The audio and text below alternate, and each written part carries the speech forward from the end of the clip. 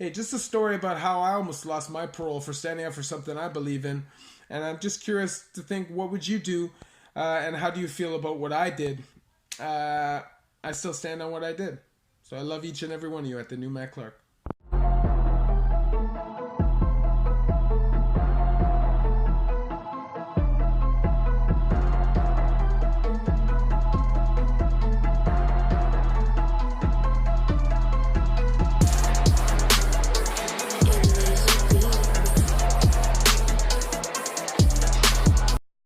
So today I want to speak about Fembrook. So this is a situation that most people would think is really stupid, but I believed in it. I believed in the principle of it, and I put a lot at risk for it.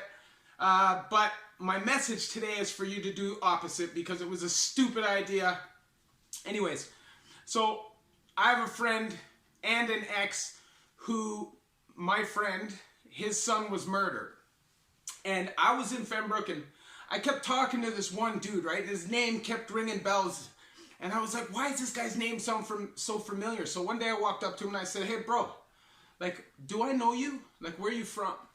He goes, oh man, I'm from Newmarket. And I said, oh, okay. So do you know this person, this person, this person, this person? You know, like the regular things that you would ask somebody who's from that area.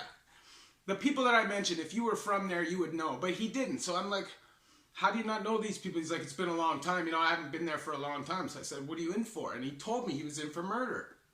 And I said, oh, so, you know, like we kind of got into it a little bit, but not really. He gave me a rough around the edges idea of what happened. And as soon as he told me what had happened, I knew who he was. This was the person who had murdered my friend's son and my ex's best friend. And I was in a position, okay? I was looking at parole. My PO had already kind of gave me the heads up to that. And, you know, it was really a stupid decision, but I made the on-the-spot decision that I was going to do something about it. Now, I had known this guy. I'd seen him around, and I'd seen him hang out with this one dude, and this one dude was such a, you know, he was just super soft. So I just assumed that this guy was soft too, and I knew that he played, you know, he played for both teams, if you know what I mean. So I had just automatically assumed that he was soft, and it was a big mistake. So I had my buddy call him over, and I sucker punched him. But I figured I'd just give him a little shot, he'd walk away from it, and that would be the end of it.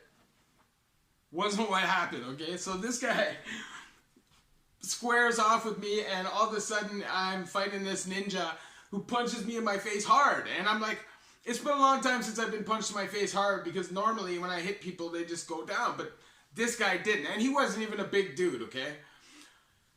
So we're banging out, and I realized that I'm taking shots in my face that I don't need to be taking. This guy's a lot tougher than I thought he was going to be.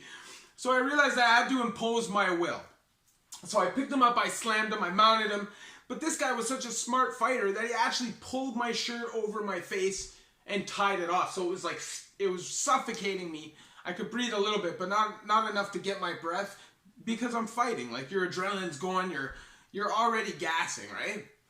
So I pulled his shirt off. By this time, he's getting up, and you know, I finished it off. Okay, I won the fight. Now, the thing about it was, what I didn't realize is this guy was a stone cold killer. So as this guy's trying to go back to his unit, which I know he's trying to do to get a weapon, there's no doubt about it. I'm telling him, either you come walk and talk with me, or we're gonna keep scrapping until they come out and get us. Because you need to understand why this happened.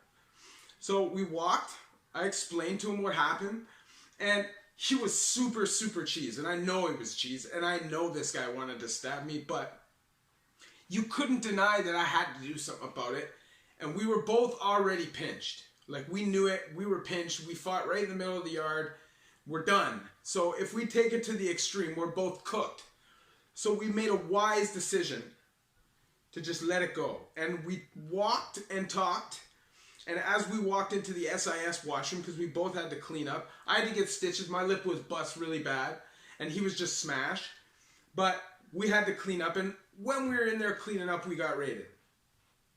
Now, we both went up to SEG. We were able to squash it, because we had to, right? The 4-bar came up and said, look, man, this is Christmas. You guys want to be caught up here or not? If I put you guys in a room, you guys shake hands, I'll let you out. That's the end of it. So me, I'm in a situation where I'm like, this is the only win for me. And whatever, I knew he felt the same way. He's a lifer. He doesn't want to get shipped out and go through all that crap. So we shook hands. And I don't know if it was a fraudulent handshake. I don't know if I saw him in another circumstance in the future, if he'd want to do something. I'd definitely be prepared for it. But the reality is, this is my friend, and this person murdered my friend's son. What am I supposed to do? What would you do? It's a situation that is a lose-lose for me, because if I don't do something, my friend's going to be super cheesed at me. But if I do something, I'm putting my parole and hopefully treatment at risk. Because at that time, I was working towards changing my behavior in order to get to Stonehenge treatment. So really, it was a terrible, terrible decision. And I would always recommend against violence. You know, I'm a different person, you know. I definitely have certain principles that I don't want to lose. Because I feel like, as a friend, I should be there to defend you in these situations. And that's important. And I would hope that you would do the same for me. But I can't expect everybody to understand that. And anybody who's just going in for a first time, or possibly looking at time, it's not a good idea to start attacking people that you don't know over something that happened to your friend.